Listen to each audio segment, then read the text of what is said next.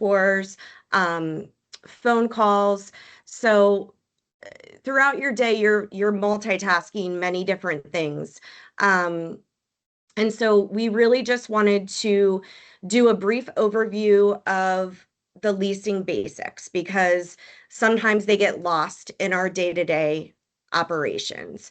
But they are the front and center of our business. So you as the leasing consultant should never feel like, and I know some of you are property managers, so you're really multitasking, but you should never feel as though I'm just a leasing consultant or you are managing multi-million dollar assets and you are the revenue driver for these communities. So obviously it takes the whole team to make everything come full circle, but without you, the starting point, we would not be bringing in the revenue to our communities that we are bringing in. So on the agenda today, we are going to go over customer service, leasing foundations, the prospect's journey, touring and appointments, and then objections and converting. And this is also open discussion. So if anyone has any input, we will do a couple question and answers. But if there's anything you want to share throughout the presentation, please feel free to do so. All right, so front and center for us in our business is customer service. So customer service is basically offering support and assistance to what the company provides to its customers before and after the product. So initially what they're going to perceive from their first initial meeting with you is going to be how they feel they're going to be treated once they buy your product or service and move into your community. So with that, your first impression is most important. And I think a lot of people think first impression is just visual. So obviously we do want to be abiding by our company's dress code and standards to be presentable in the office. But first impressions is also through email and through phone call as well. There may be some prospects, potential residents that you may never meet in person because they're moving from out of state that are coming to your community. So how is that first impression being received by them?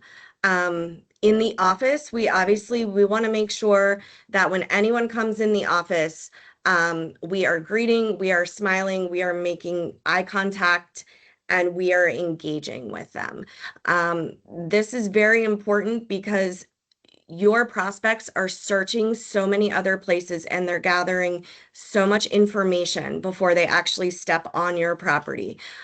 So what their expectations are when they get to your property is pretty high. So if they're feeling right from the start that they're not being treated with the customer service that they expect, then it could definitely be a turnoff right away from them. I think we all know we have a short amount of time to make that impression on someone. So we also want to make sure the office team is also part of that first impression. So what is going on in your office when you have a resident come in or call? Is it chaotic in the office? Is it calm, cool, and collected in the office? And is everyone in the office being friendly to the new prospect or the resident that's coming into the office? So some key points to keep in mind are to maintain a courteous and respectful tone, and avoiding being too casual in your demeanor. I know a lot of us are pretty casual some days, but you never know who you're speaking with. and how it will be perceived by them. So let's always make sure that we have professional tone and delivery. And then also confidence in yourself and your product. So that really goes a long way with your first impression. If you're not showing that you're confident about yourself and about your product, that is definitely going to be a turnoff to a potential resident. And again, just smiling, making eye contact, and determining their needs.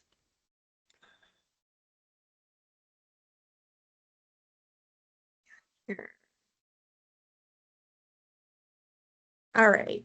So we've all had a bad customer service experience, right? Whether it was shopping for a car, um, trying to return something, shopping for an apartment. Um, so I really want everyone to put yourselves in the consumer's point of view and think about a bad customer service experience you had. So, what happened to that during that experience? So, you were really excited about buying something, you were excited about going somewhere, you had really high expectations, and then you got there and it was not what you expected, and it certainly probably was not what you deserved. So, what was your response to that? What happened? Would you reconsider? Um, does anyone have any feedback on that that they can share for that maybe is a reason why you didn't purchase something or why you didn't move forward? Ladies, told you to be interactive. Courtney, are you trying to talk? I think you're on mute. Amato? No? Oh, No? I'll go. Um, Okay. I so what was that? 2010. I bought a Volkswagen from a dealership here in Harrisburg, and just based on the customer experience I had with them and the difficulties I had with them with the warranty and stuff, I will never purchase another Volkswagen again from anybody. It just turned me off to the whole thing. So, it turned out the way I wanted it to, but just the experience and how rude they were and how difficult it was to work with them, it just wasn't worth it to me moving forward. So I went with a different brand after that because of Per- that experience. Because I mean, a car's a lot of money, and like, you get promised all these things, you sign all these things, and then they make it difficult. So with that experience, and plus being in the position that we're all in, moving forward, you try to treat everybody the way you want to be treated. So, Correct. Awesome. Thank you for sharing. Yes, yeah. golden rule. And I think definitely, Tracy, what you shared is it's a parallel to um, purchasing or renting an apartment. It's an emotional decision. It's a lot of money, and you're going to spend a lot of time there. We all spend a lot of time in our vehicles too. Um, so if you're not getting the that service that you were anticipating, it is going to turn you off because you do have so many other options. And our prospects have other options as well. So what's setting us apart from them going with our competitor? So thank you for sharing that.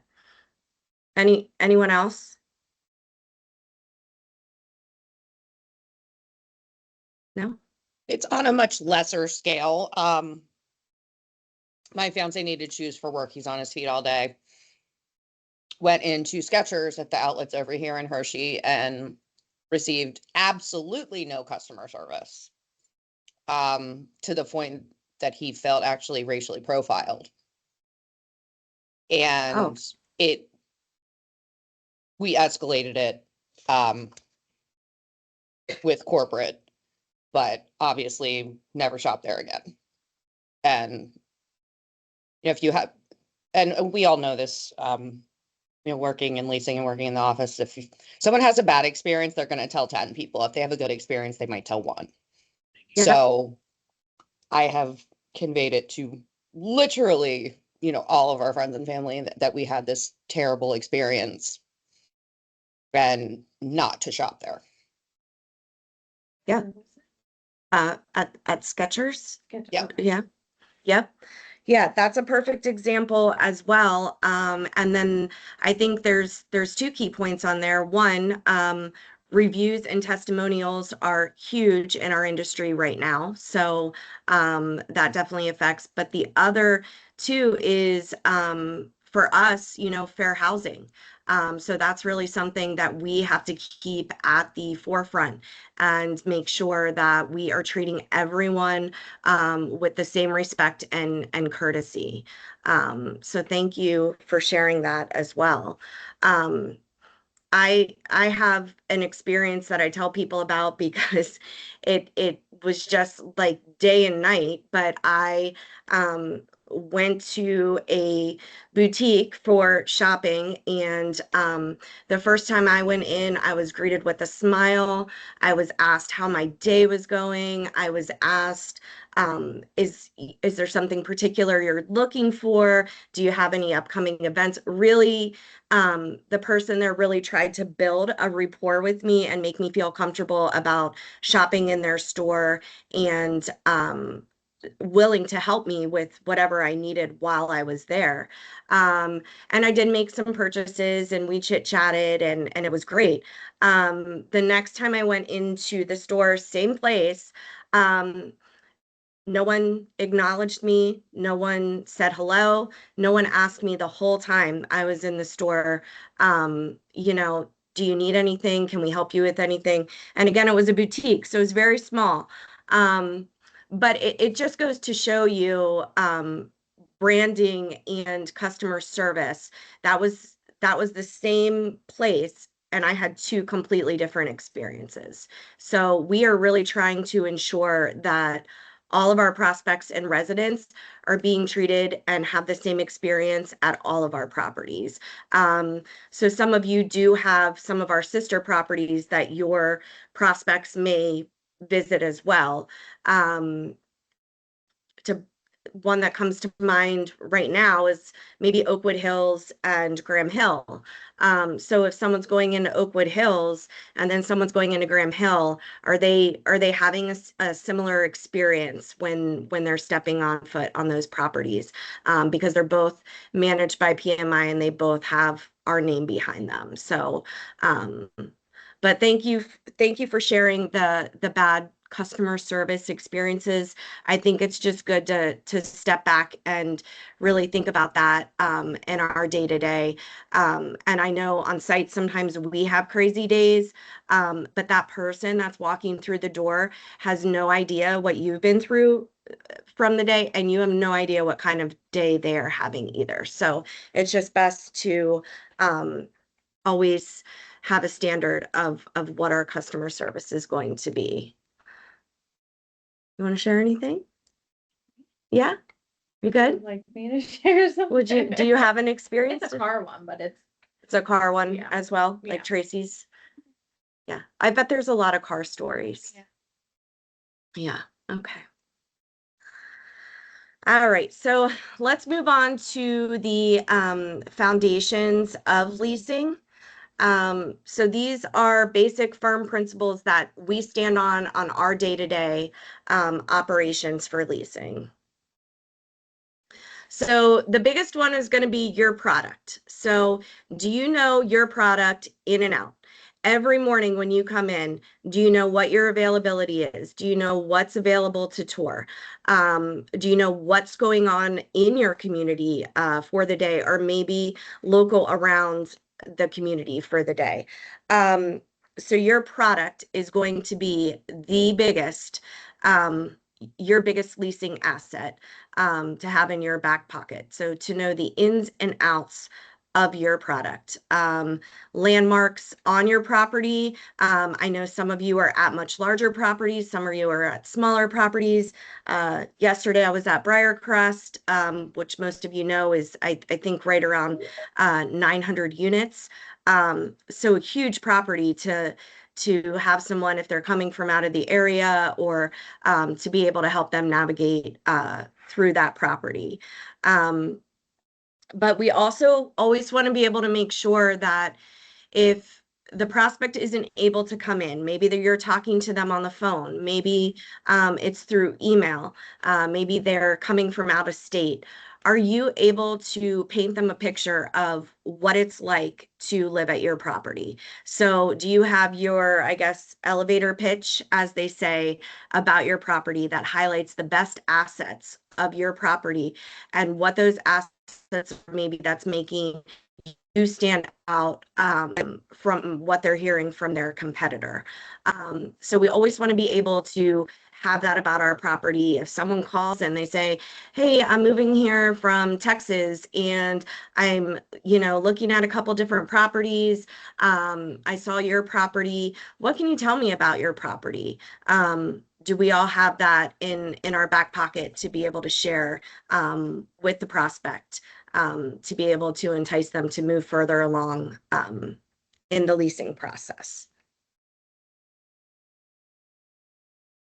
All right, another foundation of leasing that we don't think about every day, but it's definitely a huge part, is curb appeal and signage.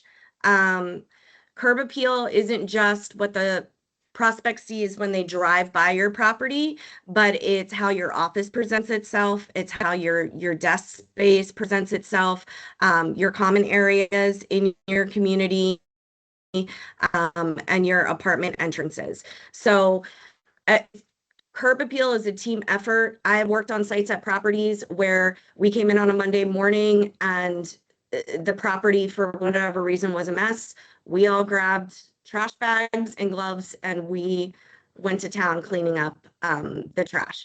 I understand that we didn't put it there, but when someone's coming in to visit the property, how would you feel if you rolled up to a property and you were excited, you were ready to lease there, and there's trash all over in front of the office, or there's trash all over in front of the apartment that you're going to tour? So we always want to make sure we are checking, driving through the community. Maybe don't take the same entrance into your community every day. Maybe take a different entrance and see what's going on at that entrance. Maybe there's some work that needs to be done there, but definitely to your tour path. So if you have a certain tour path that you are taking your prospects on, you want to make sure that your tour path is clean and impressionable to your prospective resident.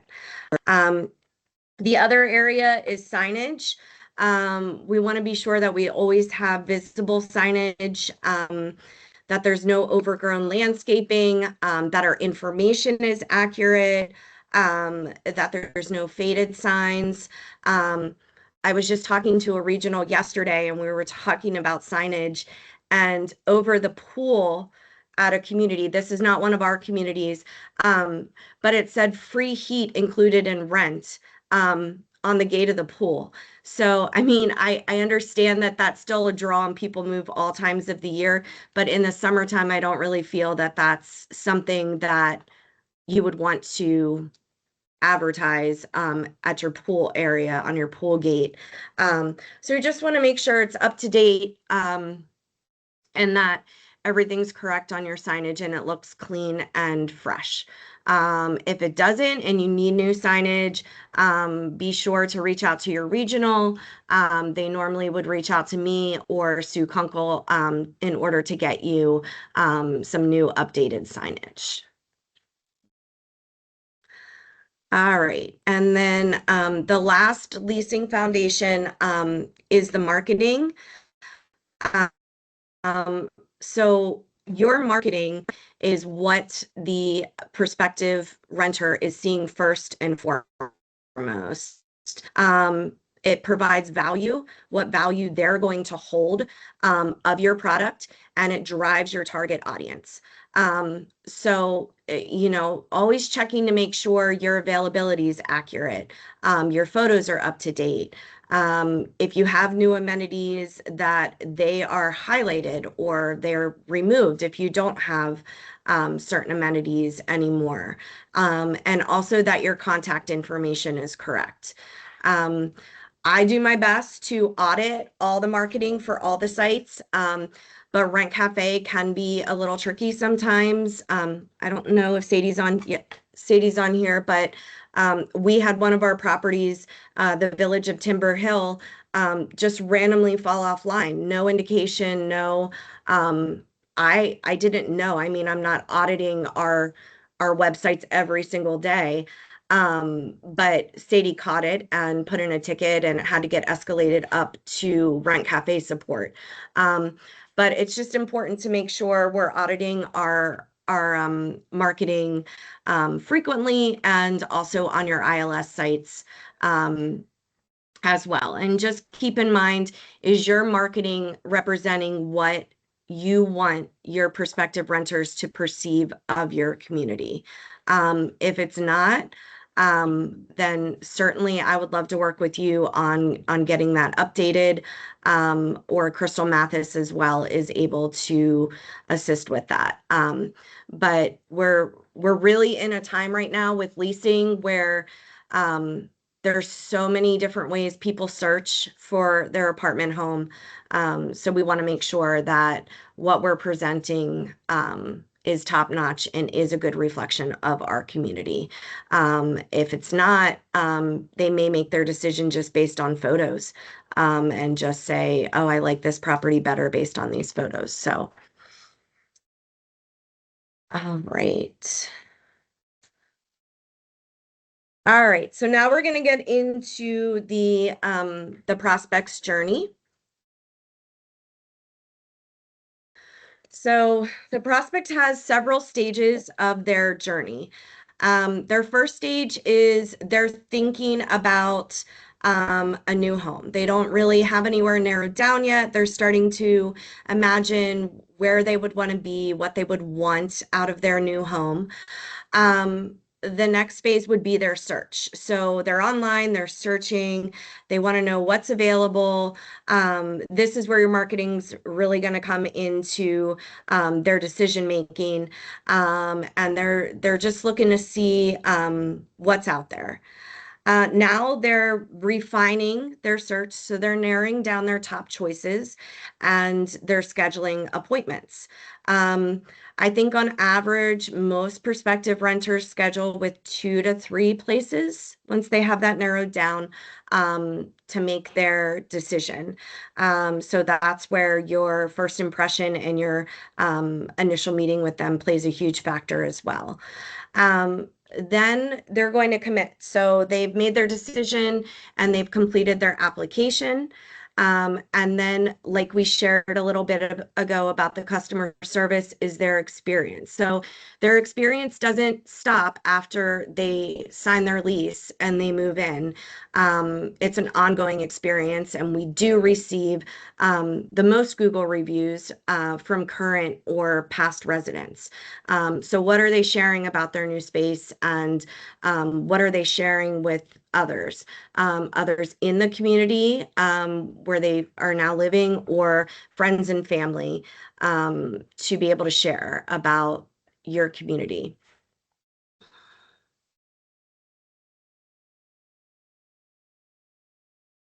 So I really like to look at this as, I know we talk about getting a sale and we talk about closing the deal. But we're really serving our prospects. We're not really selling to them. And I think that's something really key to keep in mind when you are working with a prospective resident.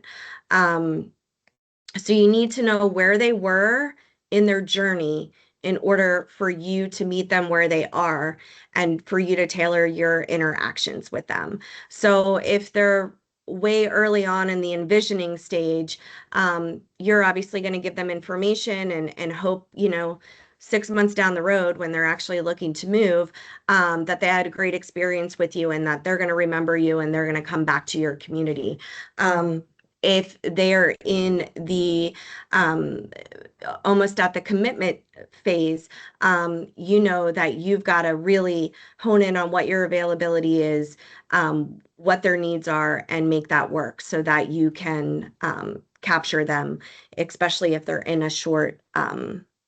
they have a short frame of time to be able to move in.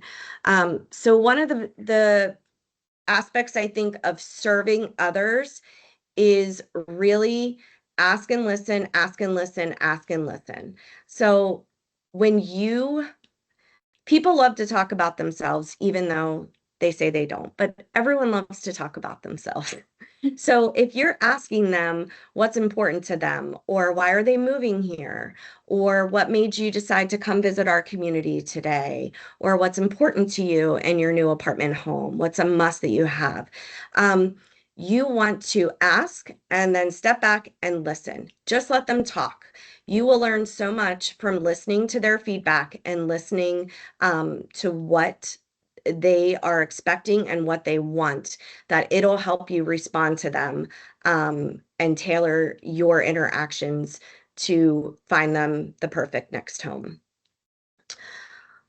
They came to you because you had something that they wanted. So at this point, they're here. It's up to you to show them why we are the best fit for them and make them feel confident in their decision.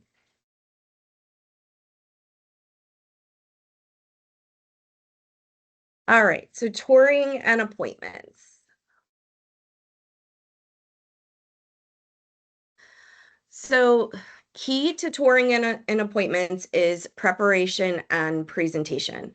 We've all, I'm sure, gone somewhere to meet with someone about something and they weren't prepared for you. They said, "Oh, I forgot you were coming," or "Oh, I didn't realize what time it was," or "Oh," and that doesn't make you feel important and valued, does it? I mean, you're at that point, you're kind of like, "Oh, I was super excited to come here today. I can't wait to see what you have to show me, but you forgot I was coming." Um, so you should have already established a rapport with them at this point, whether it's through phone or email. You've asked those discovery questions, you know what they're looking for. And ultimately, you want them to picture themselves living in that space. So prepping for an appointment, you definitely want to confirm with them. Everyone confirms appointments, and it's good for you just as much as it's good for them, because if they're not going to show up and you have a half hour or an hour blocked out of your afternoon to spend that time with them and they're a no-show, or they, you would want to know that ahead of time so you can restructure your day. But anywhere you go confirms an appointment nowadays. So we always want to be confirming the appointment, reminding them what they need for the appointment. We will be, I believe, requiring photo identification for appointments moving forward. So that's just something that when that does get implemented, that you would want to remind them. They're not going to be happy if they drive a half hour to come meet you and you say, I can't show you the townhome today because you didn't bring your photo ID. So you also want to be prepared for the appointment. You want to know what you're showing them, that your curb appeal is on point and that the apartment is ready for them to tour. Remember, they're going to envision themselves living here.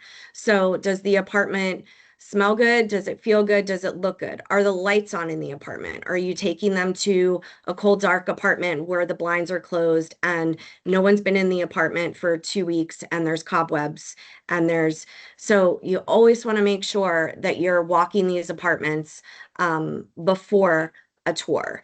And again, it just goes back to how would you feel if you were excited about going to tour somewhere and you show up and there's no lights on, it smells funky in there. You know, you would totally be turned off. So just make sure we are prepped and ready to go for that appointment.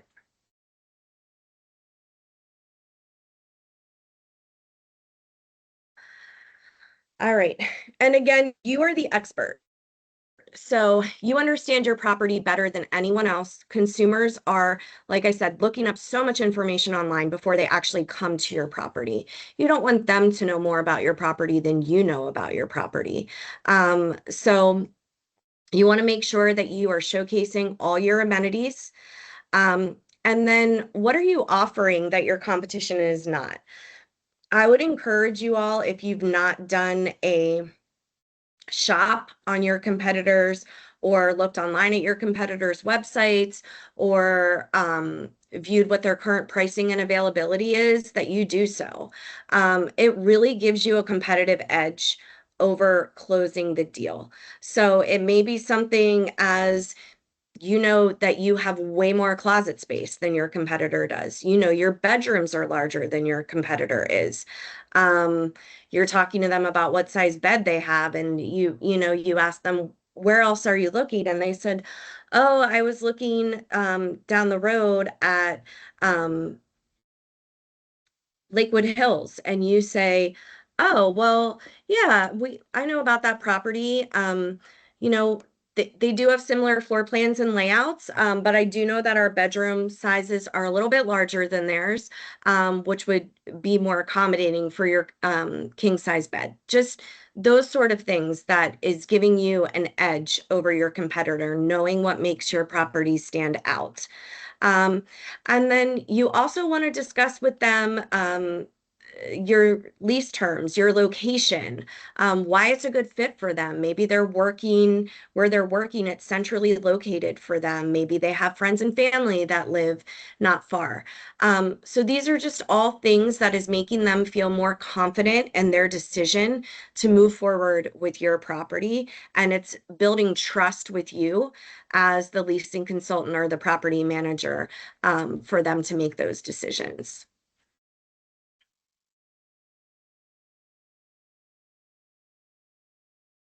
All right. So another key factor in the prospect journey is follow up. You have done so much to get to this point. You've sent them emails, you've talked to them on the phone, you've you've spent a lot of time, you took them on a tour. So you've spent all this time, you don't want to let them get away. Maybe they are shopping two or three other places. Um, we also are going to be having some guidelines that are going to be coming out as far as follow-ups as well.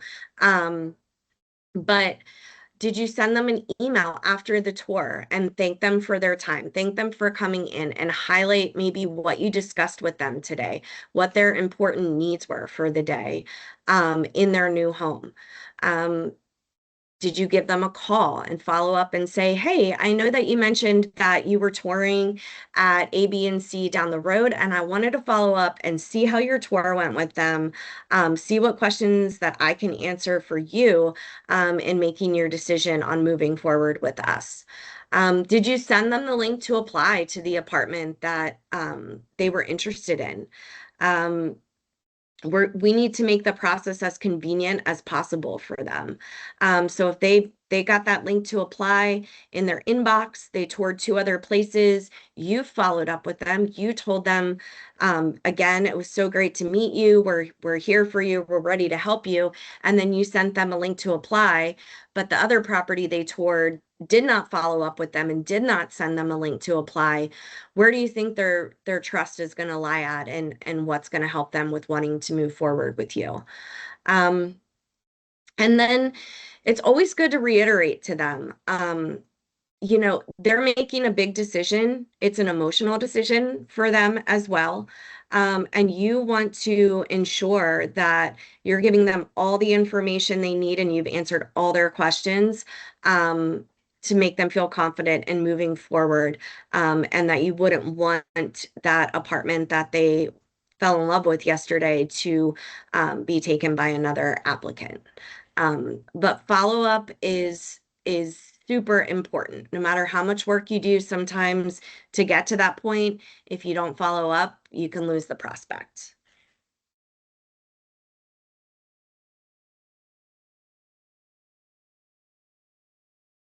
All right, so we're gonna wrap up here with objections and converting. Um, so this is a quote from someone in the industry. No matter the place you find yourself, own it, make no excuses for it, and win the day. We build confidence and drive harder when we face challenges, which is really true. You don't need to make excuses for what their objections are.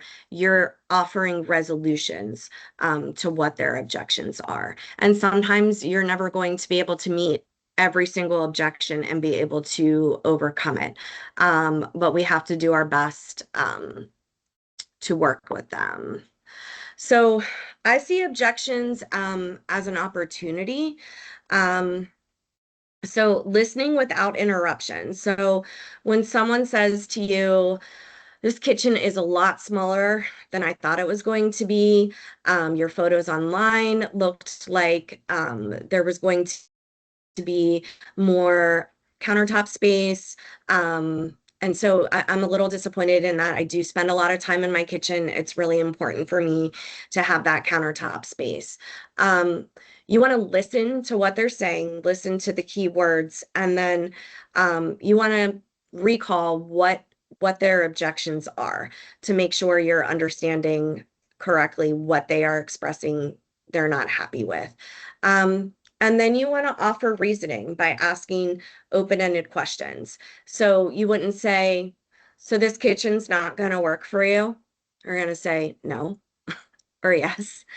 You would say, so why don't you feel maybe that this space will work for you? You expressed you needed more countertop space, but what about we have some extra area over here in the dining room? What about getting maybe a kitchen cart? And that way, when you're entertaining or you're doing a lot of meal prep, you can have your kitchen cart in your kitchen space and have that additional countertop space. We've had other residents that maybe have done that in the past, and it's really worked out well for them. But you want to make sure that you are acknowledging what their objection is and that you are offering a solution. Last question and answer, I promise. But can anyone think of a time when you were doubting making the right decision on a purchase? Did you move forward? If so, what was it that helped you make that decision to move forward? Maybe you didn't move forward. And was it the product or the person that determined your decision?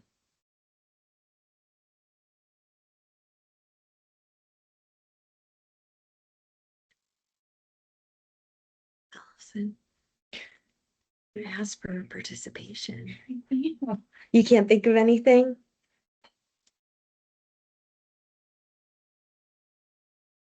No? Amazon purchases do, come in iffy. Amazon purchases come in iffy. TikTok, and you read the reviews, but then you're a little disappointed. But do you think it, so in that situation, you're not working with a person though, it's Yeah. the product that you're, So I have a current situation with a resident or prospect who backed out that I could share to see how that should be handled.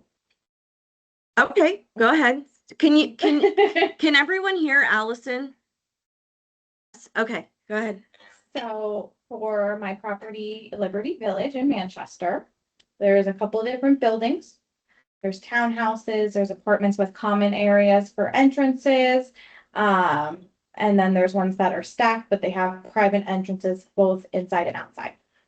So we do pre-lease that property about 60 days in advance. So once there was an apartment that was in its turn, when I had a prospect call, we gave them all the information about it, how it was laid out. There's 4 in the building. You have your own. You walk into one main door. There's 2 doors there, but there's another 2 there. You have open parking there. Went over everything. The pictures online do really reflect the kitchens there, all that kind of stuff. He did want more specific because there's not a lot of photos. But he really wanted to apply. Mm-hmm. So to encourage him, you'll be able to tour before you actually sign the lease. However, it's not A, vacant yet, and B, it's not tour ready. So he did go tour. The unit was available a couple of days before he was going to move in. We did collect, he was approved. We did collect his 500. He walked into the unit. It was not what he thought it was going to be based off of the photos online. as well as the environment. He did Okay. not feel the other residents were people, not people, but there was a lot of marijuana smell. In Oh, an apartment community, it's hard to tell sometimes where it's coming from, but he ultimately wanted to back out. So kind of keeping our customer service, what would you recommend? Because now he's wanting his 500 back. Right. So that would be, so that's the product. Mm-hmm. He doesn't want the product at this point Yeah. because he is, so from the people perception, Mm-hmm. it would be reassuring him that we are a professional property management company.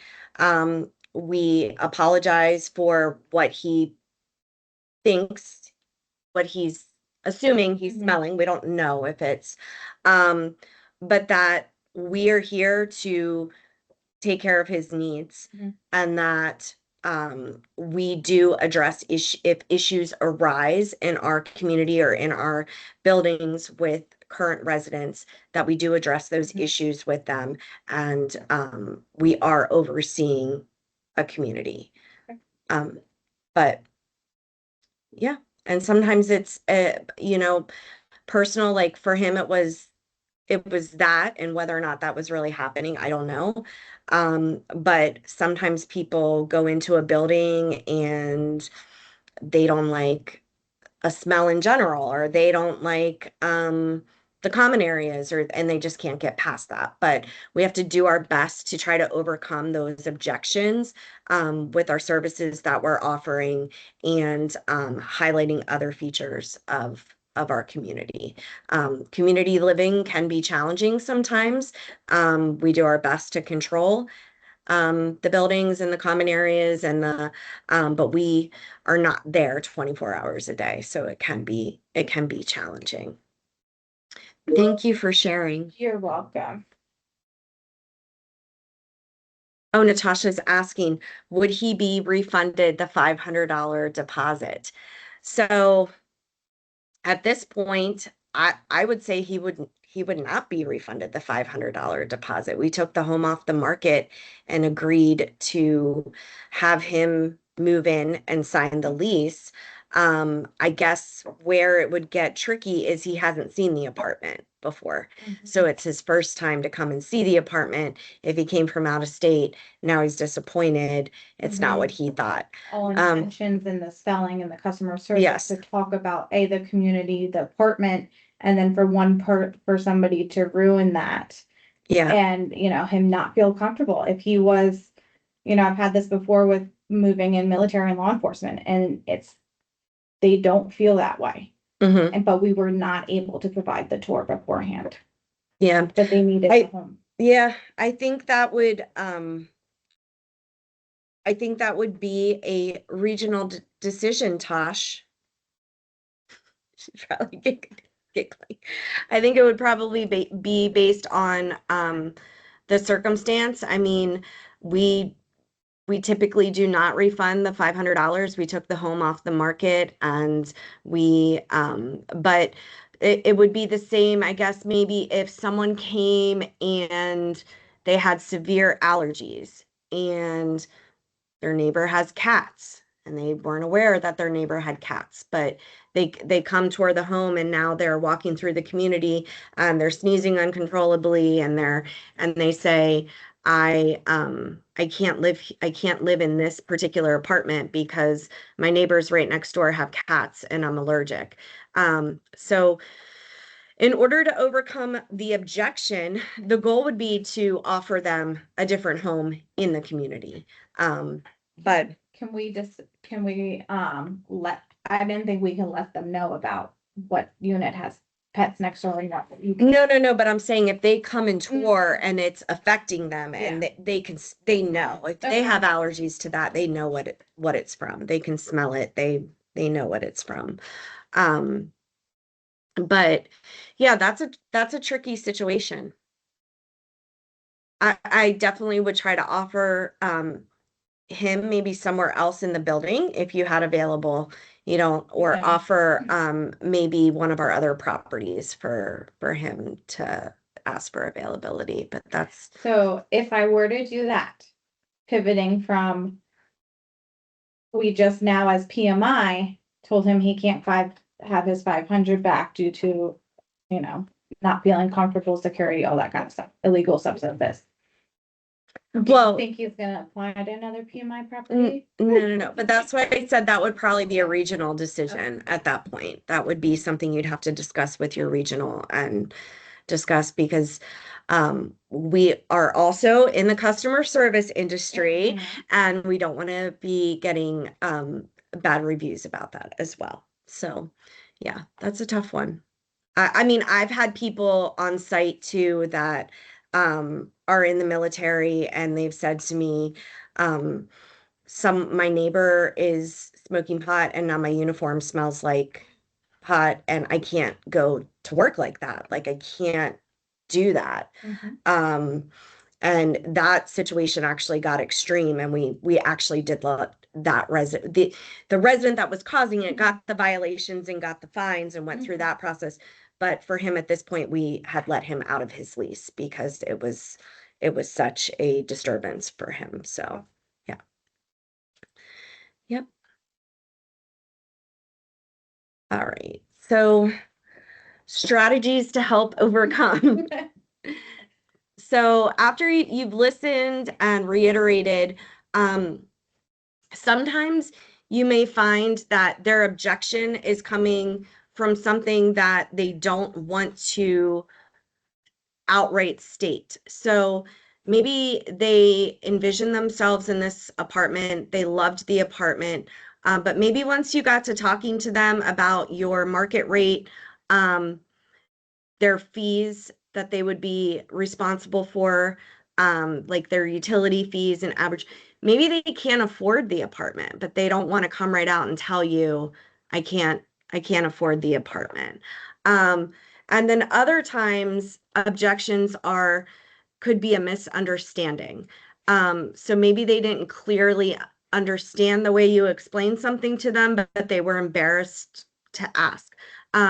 So I think it's really just drilling down and asking them, what are your reservations?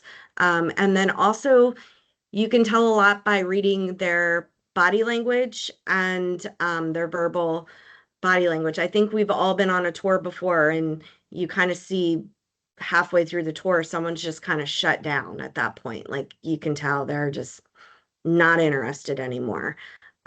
So why was that? So just asking them like, I really value your time for you coming here today and your interest in our property.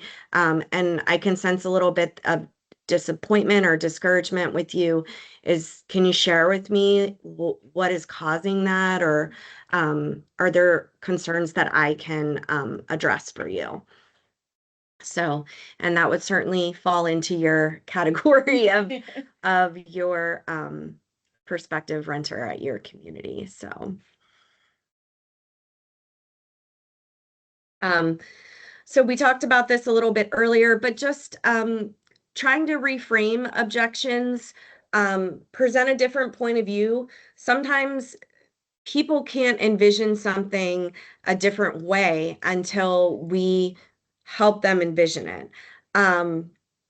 So you could share if it's an issue with space or maybe something that other residents have done, or maybe something that other residents really enjoy about your community. Um, and then also maybe asking them to consider some other things. I know sometimes maybe your community doesn't have a fitness center, but another property they're looking at does.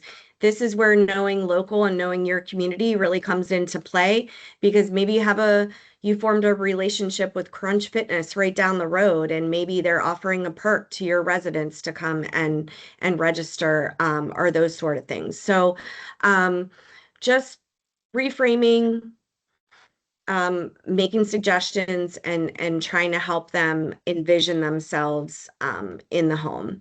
And you do want to make sure that you're clear and to the point.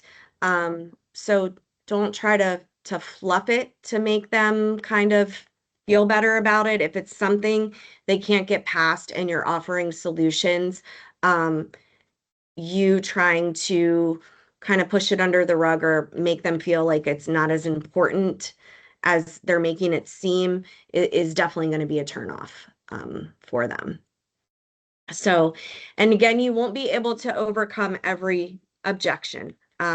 We all know there's some that are easy peasy, and there's other people that we've got to work really hard to have them sign that lease. But you just need to make them feel like what they're expressing to you is important because it is a priority to them. So we need to recognize that and not dismiss it. All right. So lastly, this is a quote. I know some of the property managers that were on the call were at the leadership conference, and there was a speaker, Eric Skeeter. I was given a copy of his book, and it is really insightful. It kind of takes you through from someone who first starts out in property management, what they experience day to day. And where they end up. But I thought this quote was great because it says, your attitude when responding to any circumstance, good or bad, will be the fuel that drives you up and down. Always choose positivity and see the benefits from any encounter. It encourages a clear vision and better decisions. Um, so I just hope everyone got a little something out of today. Just to remember, it all starts with you, with leasing. That's what's driving everything to our communities. Um, and that we're positive in our intent and confident in our product. So that's all I really have. If anyone else has anything that they'd like to share, um, but if not, have fun. It's supposed to be fun. It can be stressful, but it's supposed to be fun. So,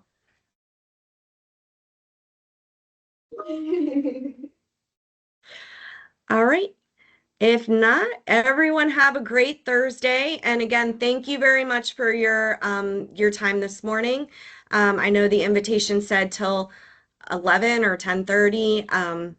So I wasn't keeping you that long. So you heard me talk enough. So have a great day. Bye. You too.